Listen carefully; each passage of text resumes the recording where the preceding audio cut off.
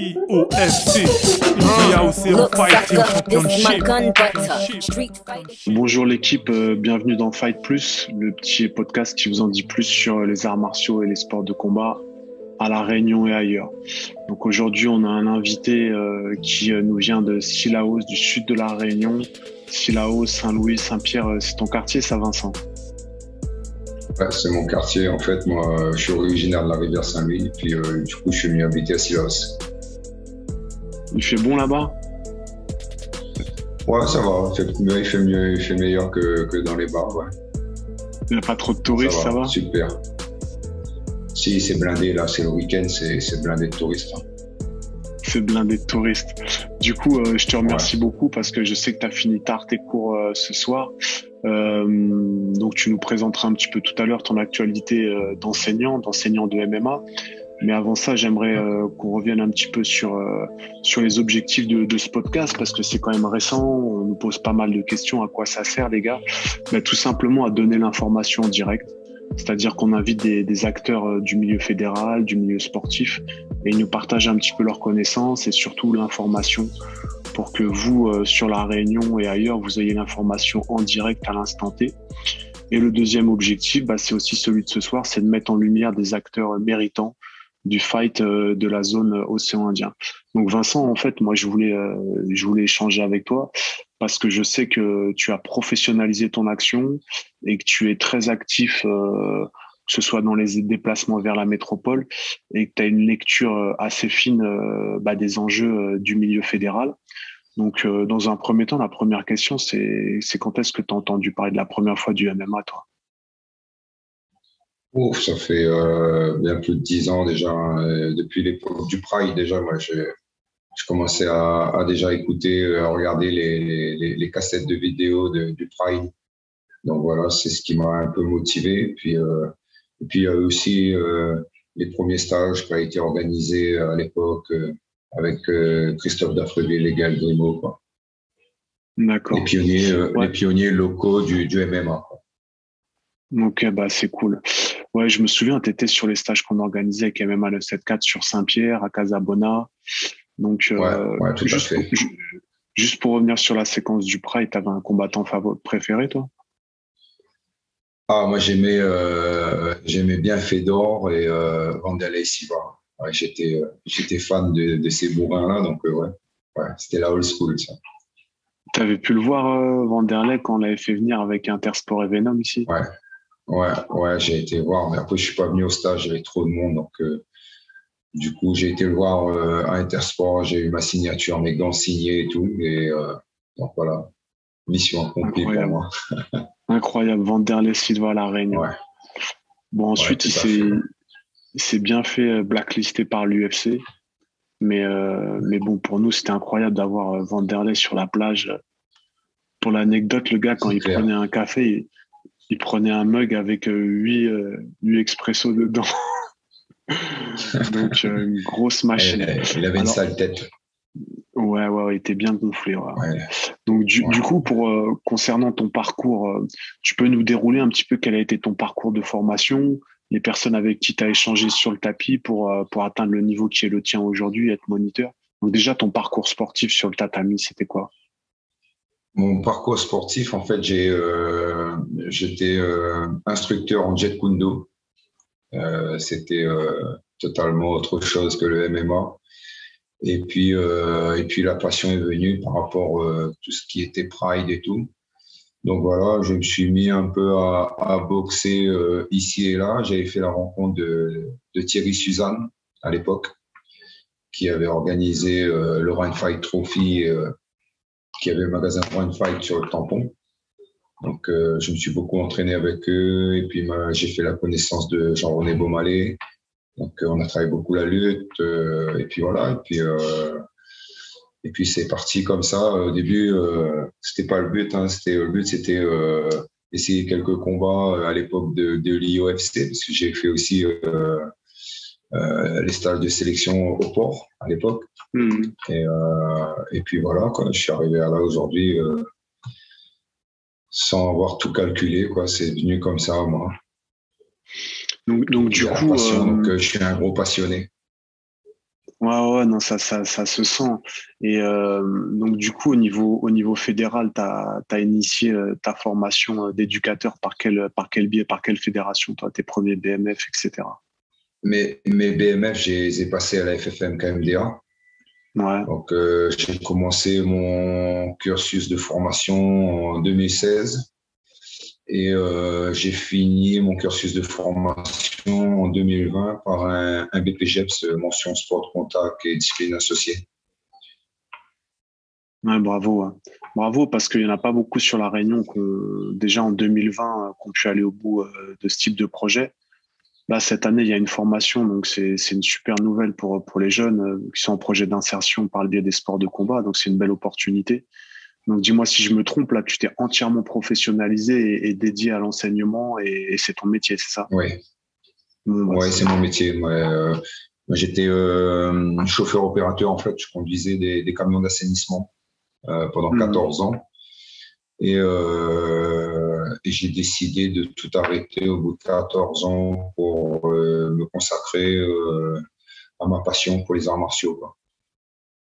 Donc, tu peux nous dérouler un petit peu ton planning type et les différents lieux sur lesquels tu enseignes dans ta semaine. Comme ça, les personnes ils pourront se référer à ces différents lieux et prendre les infos en direct.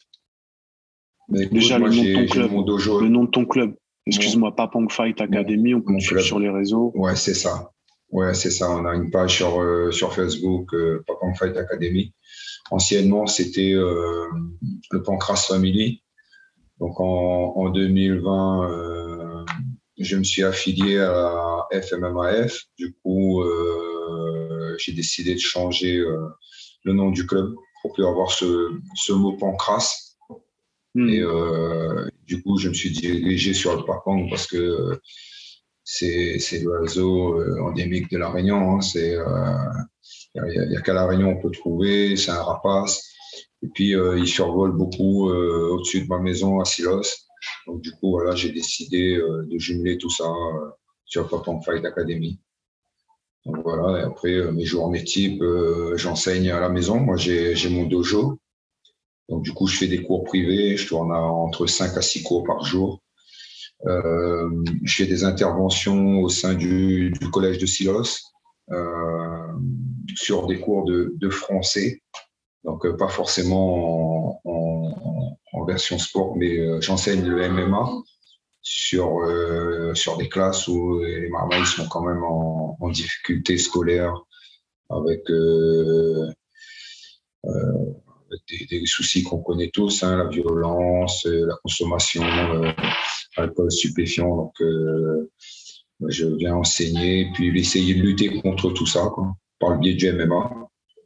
D'accord. Aujourd'hui, j'ai fait une intervention à la faculté du tampon. Donc, j'interviens aussi à la fac. Donc, voilà. À la fac, tu interviens au SWAPS. J'interviens au SUAPS tous les vendredis. Et prochain semestre, je pense que je vais rajouter un nouveau créneau. Je suis en train de réfléchir là-dessus. Ok. Il y a quand même Donc, une grosse demande, donc je suis en train de réfléchir. donc c'est important. Tous les étudiants du sud de la Réunion, bah, vous pouvez vous positionner sur le SWAP. C'est un petit peu l'UNSS finalement de la vie universitaire. Bon, la fédération, c'est la FNSU, Ouais, mais c'est le club, c'est l'association de la fac. Donc, c'est une super opportunité pour les jeunes du Sud. tout à fait. Vous avez un encadrant qui est quand même diplômé d'État, spécialiste du MMA, qui peut aussi, on en parlera tout à l'heure, vous emmener sur la progression passage de grade. Là encore tout à l'heure, je parlais avec un jeune, avec Yann, Yann Félicité, lui que j'avais eu en cours quand je donnais des cours options sport de combat. C'était pas le SFAP, ça. Mais quand je travaillais au tampon, ça m'a fait plaisir parce que je l'ai croisé et lui, il était professeur de PS maintenant, alors qu'à l'époque, il était étudiant en STAPS. Et lui, il prend des infos sur le MMA. Donc Vincent, c'est top hein, que sur le SWAPS, j'avais eu vent de ça, mais c'est cool que ça se confirme parce que pour les jeunes du Sud, ouais, c'est top quoi. Du coup, je voulais te poser la question. Selon toi, qu'est-ce qui fait qu'aujourd'hui, tu as de plus en plus de jeunes réunionnais qui ont envie de faire du MMA et que la demande, elle est croissante en fait. C'est quoi l'attrait pour toi en direction des jeunes? c'est les réseaux, hein. Il n'y a pas de secret. Les jeunes sont souvent sur les réseaux, donc voilà, ça donne envie. Et puis, en fait, moi, j'insiste dessus pour leur expliquer que ce qu'on voit sur le réseau, c'est pas forcément ce que eux, ils vont vraiment le faire, parce que ce qu'on voit, nous, c'est la version pro, sans des protections, le côté bling bling. Donc, moi, j'essaye de leur expliquer comment ça fonctionne. Il y a un passage de grade, il y a des formations à faire. On ne devient pas coach en MMA du jour au lendemain, comme ça aussi. Donc, on a un gros cursus de formation à suivre.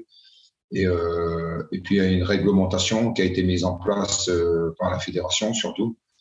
Donc, d'où le passage de grade qui est très intéressant. Comme on dit, 21 ans minimum, mitaine verte pour pouvoir frapper au corps et à la tête.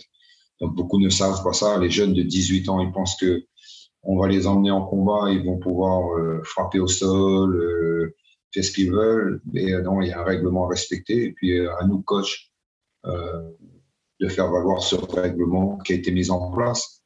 Donc, il faut surtout protéger l'intégrité des gars. Donc, ouais, moi, je suis pour ce passage de grade.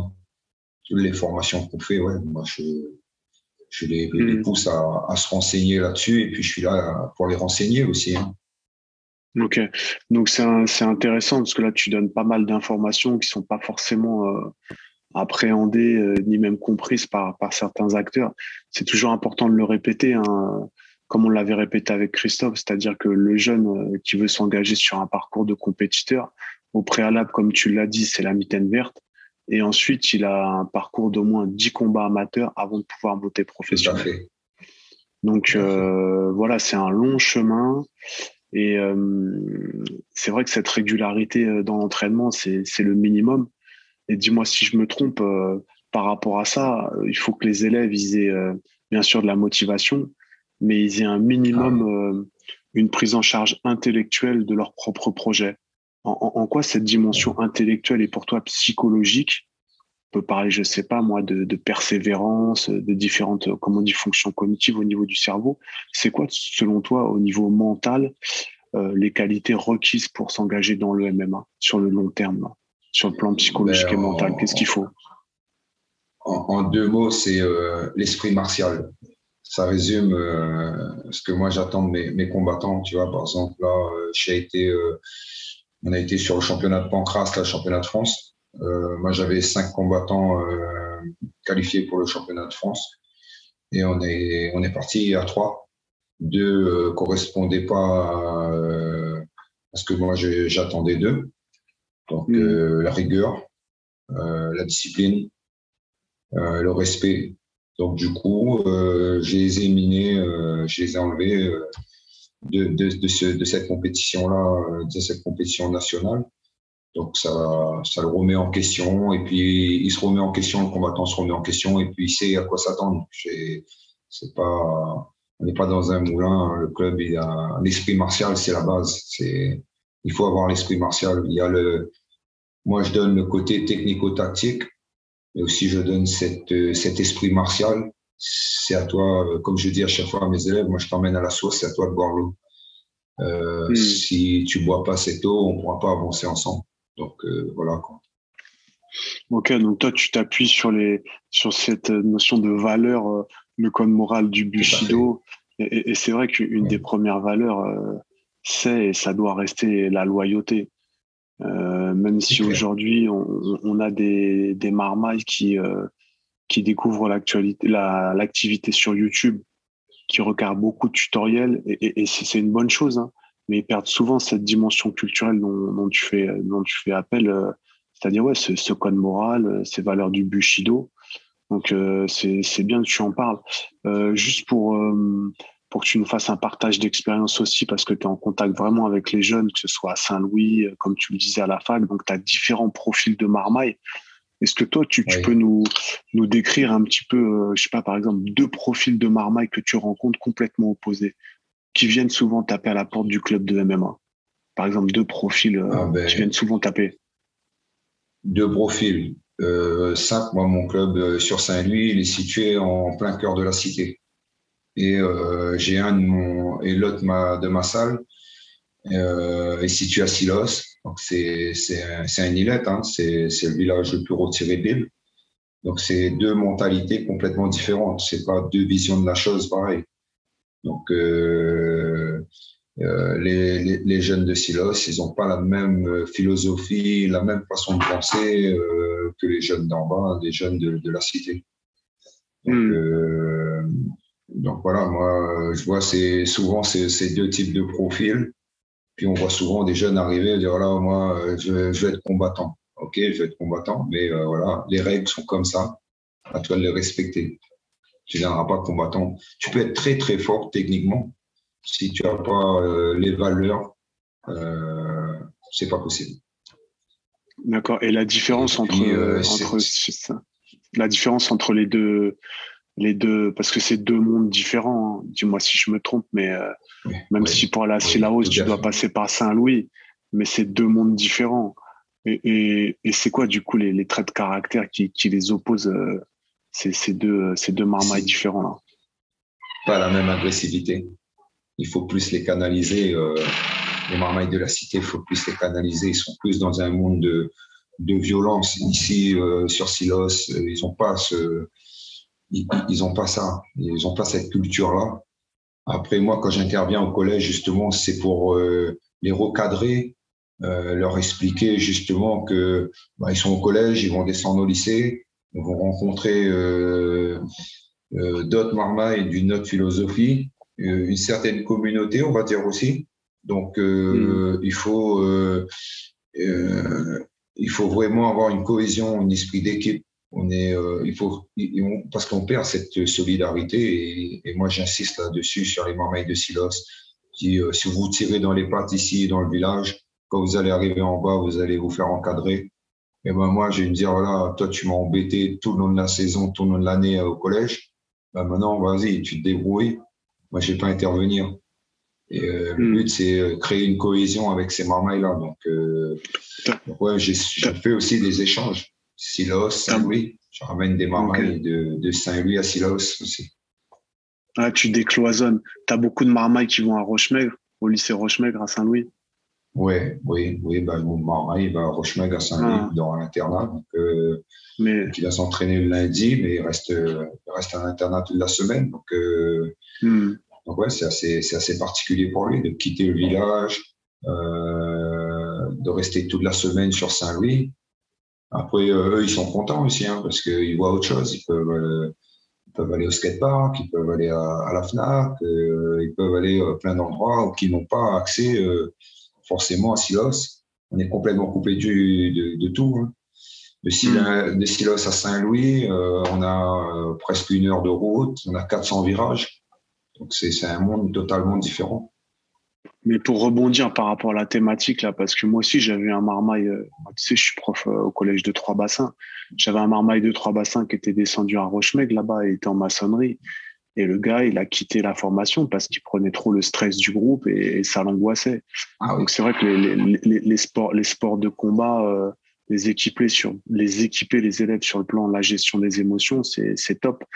Et du coup, toi, le chef d'établissement, il a accepté que tu interviennes dans son collège, mais sous quelle forme? C'est une forme d'atelier? C'est quoi? C'est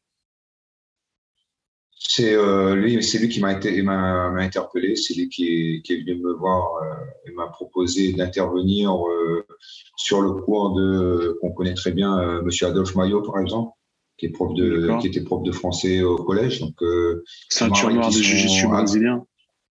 Ceinture noire qui est mon sensei en jiu-jitsu brésilien. Donc voilà, Olivier, des marmailles, ils savent pas forcément à qui ils ont affaire. Après, quand tu es prof, t'as pas trop de possibilités non plus. Tu peux pas trop dire n'importe quoi. Tu peux pas trop les recadrer. Donc moi, j'interviens sous la version MMA, mais en même temps, ça me permet aussi de les refaire atterrir un peu, remettre les pieds sur terre. Dire voilà, vous faites les caïds.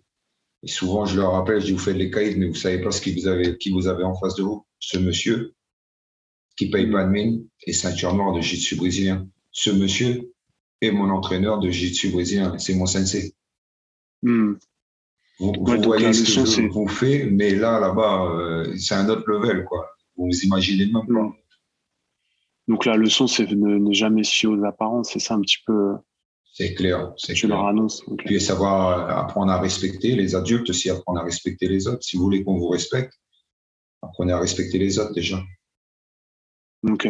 Donc du coup, tu arrives à proposer des séances sur le tapis avec ce groupe classe. Oui, oui. Dans le gymnase, j'interviens et puis on fait des séances. Mais du coup, je retrouve ces gamins-là, je les retrouve à la salle maintenant. On a ouvert la salle de Peterboth. C'est le village juste un petit peu en dessous de Silos. On est à un quart d'heure de Silos. Puis D'accord. Peterboth, c'est un endroit où personne s'arrête. Maintenant, les Hmm. gens, ils viennent. On a eu un passage d'antenne Réunion qui sont venus m'interviewer mercredi. Avant, il n'y avait pas ça, les gens ne s'arrêtaient pas. Donc, ces jeunes, ces gamins que je retrouve au collège viennent s'entraîner chez moi, ramènent des amis, ramènent de la famille. Donc, Hmm. on fait des cours, on est à plus de 30, je suis à plus de 30 marmailles par cours, quoi, hein. Il y a une grosse émulation alors sur le Une MMA à grosse Cilaos simulation. autour Ouais. de ton projet. Il y a une partie projet justement là. Comment tu vois les choses évoluer pour toi? Est-ce qu'à un moment tu vas être obligé j'imagine que tu formes déjà un assistant. Est-ce qu'il va falloir que tu lâches des cours à un assistant? Comment tu vois la suite pour toi dans tes projets? Parce que ça va vite C'est quand même pour toi là. c'est- c'est- c'est mon but de former un assistant, donc Damien Tafiki qui était venu passer sa Wittenberg. Mais Hmm. pareil, il faut avoir, comment dire, il faut arriver à avoir confiance parce que j'en vois plein d'élèves à venir. J'en ai emmené plein en championnat de France et tout, ramener des médailles d'or. On n'est pas sur notre premier championnat. Et des marins qui disparaissent du jour au lendemain aussi. Donc il y a ça aussi, ce côté confiance qu'il faut avoir. Moi, je viens de laisser les rênes de mon club, mais derrière, il faut que je sais que tu mènes les bonnes valeurs aussi, qu'on Hmm. aille sur le même chemin. Il faut qu'on aille sur le même chemin. Donc là, je suis en train de travailler à ça avec Damien, qui est avec moi depuis un an, qui respecte totalement ce que je demande et puis qui est vraiment quelqu'un de bien. Donc, j'envisage, ouais, je suis en train de travailler avec lui. Nous, on veut aller le plus loin possible parce il a 23 ans. Moi, j'ai vraiment envie qu'il combatte. On a fait notre dernier championnat, mais j'espère pas. Après, voilà, je dis que c'est le dernier championnat de Pancras, mais j'ai envie qu'il Hmm. combatte en MMA. Donc, on travaille depuis très longtemps déjà sur le catch control, sur les techniques de MMA, les frappes au sol. S'il est passé en vert, on avait déjà travaillé ça de bien avant, alors qu'on était en Hmm. prépa pour le Pancras. Donc, on a quitté le moyeu Pancras. On est revenu en mode MMA. On a fait, c'était le week-end d'avant le championnat, on a fait le passage de grade. On est retourné dans notre bulle de Pancras pour aller au championnat. Tu vois, donc là, on s'est entraîné ce matin. On est déjà rentré dans notre phase MMA parce que notre objectif, c'est qu'il est passé, qu'il passe le Mittenberg. Mais moi, mon but, c'est qu'il combatte après. Il faut qu'il fasse plaisir. Il a 23 ans. Donc voilà. Et puis, Ok. moi, si demain, il me dit qu'il veut aller habiter sur la métropole, moi, c'est parfait. C'est ce que je souhaite pour lui. À La Réunion, si on reste à La Réunion, difficile. J'ai fait ça avec avec Julien Sau. Il était combattant Pancras, il est devenu combattant pro MMA, mais il a dû partir à Bordeaux. Donc, Hmm. si tu veux combattre à La Réunion, c'est difficile. Pour l'instant, c'est difficile. Ouais, justement, donc avec l'idée de créer les conditions pour que les marmailles puissent évoluer, alors peut-être pas professionnellement, mais déjà dans un premier temps sur le plan amateur, parce que les conditions pour l'instant Amateur? elles font qu'on peut pas organiser de compétition amateur, alors que c'est des choses Non, non. qui existent déjà depuis 2 ans en métropole. Donc justement, je voulais que tu nous partages ta lecture de la vie fédérale et de l'appareillage justement du MMA sur le territoire. Donc déjà félicitations parce que tu es évaluateur de grade, félicitations parce que tu as validé ton Merci. grade marron au niveau de la FMMAF. Donc ça veut dire que tu as été alerte par rapport à ce projet. Tu as réussi à positionner ton savoir-faire et ton expérience pour être comment dire pour être mobilisé par la fédération pour faire passer les grades. Mais justement, toi, ta lecture, qu'est-ce qu'il faut faire pour que les choses avancent plus vite sur la Réunion et avec efficacité? C'est quoi ta lecture? Là, déjà, ma lecture, faut qu'on arrive à faire des formations sur l'arbitrage, sur les officiels. Si on n'a pas d'officiels, on pourra pas organiser de gala ou de compétition, de cutman, de formation cutman. Moi, je m'étais dit, hein, à un moment donné, je dis voilà, s'il faut bouger, s'il faut aller faire un séjour sur la métropole pour pouvoir se former, et ben s'il faut y aller, oui, on mettra la famille sur le côté un moment, et puis y aller, et puis revenir avec un bagage. On va pouvoir former d'autres personnes et pouvoir lancer vraiment, parce ça fait déjà 2 ans, hein, donc mieux vaut tard que jamais. Donc, l'opportunité d'évaluateur de grade, c'est déjà un grand pas. Déjà, c'est un grand pas. Les gens, ils se rendent pas compte, mais c'est déjà beaucoup, c'est une grande chose accomplie. Et si, il faut qu'on le précise, c'est aussi grâce à Stéphane Auriac que tout s'est déclenché aussi. Donc, il faut le dire quand même. C'est important. C'est important. Donc, la Fédé nous a envoyé Ludovic Pereira.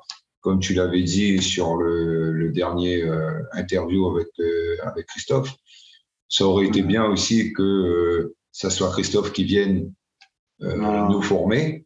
Ça aurait été pas mal. Mais ça ne veut pas dire que je suis contre ce qui a été fait. Hein. Au contraire, Ludovic, top. Franchement, un très bon personnage. Je l'ai rencontré encore. On a pris le même avion. Je suis reparti sur la métropole. Ah, d'accord. Je lui avais donné ma casquette. J'avais ma casquette du Papa on Fight. J'en avais qu'une seule. Je lui ai dit, tiens, c'est la seule que j'ai.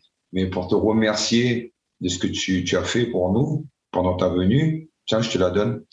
Donc, c'était pas grand-chose, mais c'était un geste symbolique pour moi. Et, mais ouais, si ça aurait été Christophe, ça aurait été autre chose. C'est l'écriture du MMA à La Réunion. Parce que moi, mon premier stage de MMA, j'ai découvert grâce à Christophe. On l'avait fait à Montvert. Et ça, j'oublie pas. Hein, c'est sacré. Donc, voilà, quoi.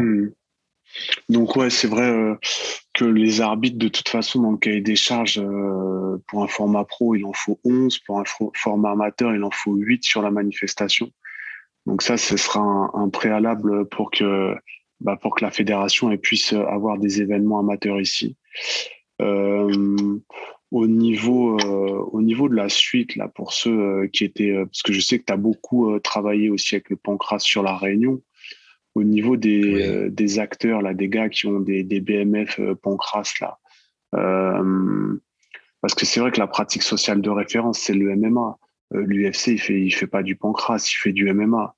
Je pense que personne ne peut contester ça. Donc ouais, on revient juste sur la séquence délégation de pouvoir là, qui a été donc l'arrêté, il est sorti le 31 mars. Oui, 31 mars. 31 mars. 31 mars. Ça aurait pu être quand t'es monté sur Paris, la FFKMDA, ils pensaient que ça allait être à nouveau pour eux finalement le MMA. Dis-moi si je me trompe. Ils étaient positifs par rapport à ça. Oui, eux, ils ont pensé comme à la première fois où ils sont proposés pour être délégataires du MMA. Et ils étaient sûrs à 100%, et puis ça leur est passé sous le nez. Pourquoi, toi, à ton avis? Moi, j'ai dit, mon avis, heureusement que c'est resté à la FMMF, parce que on a déjà commencé à faire un travail d'évaluateur de grade, par exemple, de mitaine marron. Donc, pour que tout ça soit validé, il fallait que ça restait à la FMMF. Moi, le Pancras, après, moi, je suis arbitre régional. Je passe ma formation nationale au mois d'août. À la FFMKMDR, moi, je suis arbitre en kick, en mouet. Je suis pragette marron en mouet. Je suis gant noir en kick. Tu vois, je suis quand même investi. Mais moi, maintenant, je vis à l'ère du MMA. C'est MMA. MMA, ça a toujours été ma passion depuis le début. Je me suis dirigé dans le Pancras parce qu'on n'avait pas le choix, tu vois. Mais ça fait des années qu'on se fout, même si c'était pas légalisé, hein, c'est malheureux de dire ça. On se mettait des pains au sol depuis longtemps. Ça fait, avant la légalisation du MMA, on travaillait déjà le cage control, tu vois. Donc, ça fait un moment qu'on est dedans et il a envie de s'exprimer, là. Donc, voilà. Et du coup, pour les gars, Bon, là, parce que tu as vu sur le dernier passage de grade, tu avais des gars comme Expedito qui sont des purs produits du Mouet. super. Tu avais Ouais. des gars du pied-point. Donc, la passerelle pour les gars, finalement, du Pancras, ce serait quoi pour eux? Ce serait de rentrer dans les formations. Ah oui, il n'y a pas de secret, il faut se former. De toute façon, la France est un pays de papier, donc il faut se former, il n'y a pas de souci, il n'y a pas de secret là-dessus. Et on n'a pas de technique secrète, il faut aller chercher, aller chercher. Moi, je profite de mes déplacements sur la métropole pour aller grignoter, pour aller chercher, que ce soit des renseignements sur des méthodologies, sur la préparation physique spécifique MMA. C'est ce que j'ai fait d'ailleurs lors de mon dernier déplacement. J'ai été à la rencontre de Freddy Lépine, pionnier du Muay Thai, qui lui a refait un gros travail sur sa préparation en MMA, sa préparation physique. On a Johnny Frachet qui fait la préparation physique avec lui, plein d'autres encore. Donc j'ai profité de ce voyage-là pour aller. Moi, je suis une éponge, donc moi je vais prendre de tous les côtés. Et puis, j'ai toujours eu cet esprit rassembleur, donc j'ai pas de problème avec personne. Là où je vais, les gens m'invitent. Je n'ai pas pu y aller partout. Christophe m'a invité, je l'ai retrouvé à l'aéroport. On s'était croisés, il m'a dit voilà, mercredi, on fait du sparring, viens. Je n'ai pas pu y aller. Donc, Johnny Frachet m'avait proposé de revenir. On n'a pas pu se retrouver. Il y avait trop de choses à faire en 10 jours, c'est pas possible. Mais allez vous former, il n'y a pas de secret. Juste sur la formation, là, dis-moi si je me trompe, là, quand tu as vu Johnny, là, comment il fait évoluer finalement les passages de grade mitaine verte, là? Il y a des modifications comment dire, le contenu technique? Il m'a dit qu'il y aura des modifications parce qu'il se base sur les résultats du dernier championnat du monde de MMA. Donc, sur les statistiques, et puis le passage de grade, comme Ludovic nous avait dit, il va être évolutif. Hein, donc c'est tant mieux pour nous aussi. On va faire que progresser, nos élèves vont que progresser, et puis on a besoin de ça aussi, pas rester sur les acquis. C'est Bruce Lee, hein, les arts martiaux, c'est un perpétuel développement. Hein. Il disait déjà, Bruce Lee était déjà en avance. C'est pour ça, moi, j'ai été dans le Jeet Kune Do au début, et on te dit, choisis ta voie. J'ai fait un peu de JJB, un peu de judo, un peu de lutte. J'ai choisi ma voie, et ma voie, c'est la voie du MMA. Voilà. Ok. Ouais, c'est important ce que tu dis par rapport à l'analyse et le projet de la FMMAF et que Johnny pilote là par rapport au passage de grade. En fait, pour ceux qui n'auraient pas bien compris, ils reprennent un petit peu les critères de réussite qu'ils ont pu observer lors des championnats du monde. Ils les intègrent à la progression des passages de grade. Et quand on vous questionne sur 10 séquences, ben, ces séquences, elles reprennent les critères de réussite qu'ils ont pu observer chez les vainqueurs des différentes catégories. C'est ça, Vincent? Dis-moi si je me trompe. C'est un peu ça? C'est ça. Oui, non, c'est ça. C'est exactement ça. Moi, j'ai discuté avec Johnny, le gars, il bosse là-dessus 24 heures sur 24. Hein. C'est un bosseur, c'est un truc de malade. Non.